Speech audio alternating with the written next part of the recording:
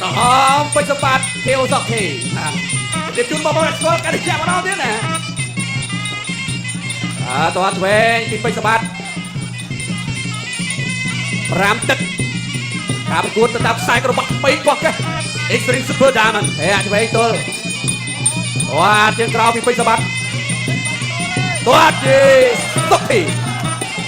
ដើរចូលពីពេជ្រសម្បត្តិដេញចូលដល់រិចពីពេជ្រសម្បត្តិអាយជួយស្រាប់ពីសុខធីមកវិញឆ្វេងពីសុខធីដើរចូលពីពេជ្រសម្បត្តិទាត់ជើងលុកស្នាមមកមួយពីពេជ្រសម្បត្តិលុកទាត់ជើងក្រោយពីសុខធីពេជ្រឆ្វេងស្នាមបោះជង្គង់ស្នាមមកមួយរយៈដើរចូលទាត់ជើងក្រោយពីសម្បត្តិសុខធីដើរចូលវិញទាត់ជើងក្រោយពីសុខធីទាត់ជើងក្រោយទៅវិញពីសម្បត្តិ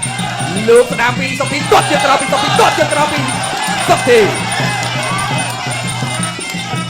ដើរចូលលុកស្នាមពីពេជ្រសម្បត្តិរយៈដើរចូលដល់ដែរហែកស្នាមទល់លុកពេជ្រស្នាម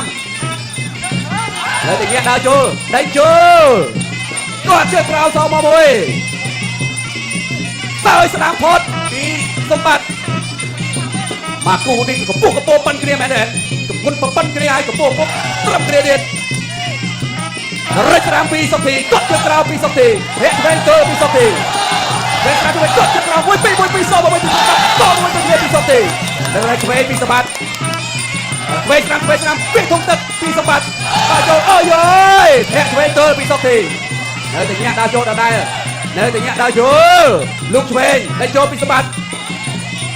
រ៉ៃឆ្វេងទាត់ជើងក្រោយផត់មកមួយរ៉ៃឆ្វេង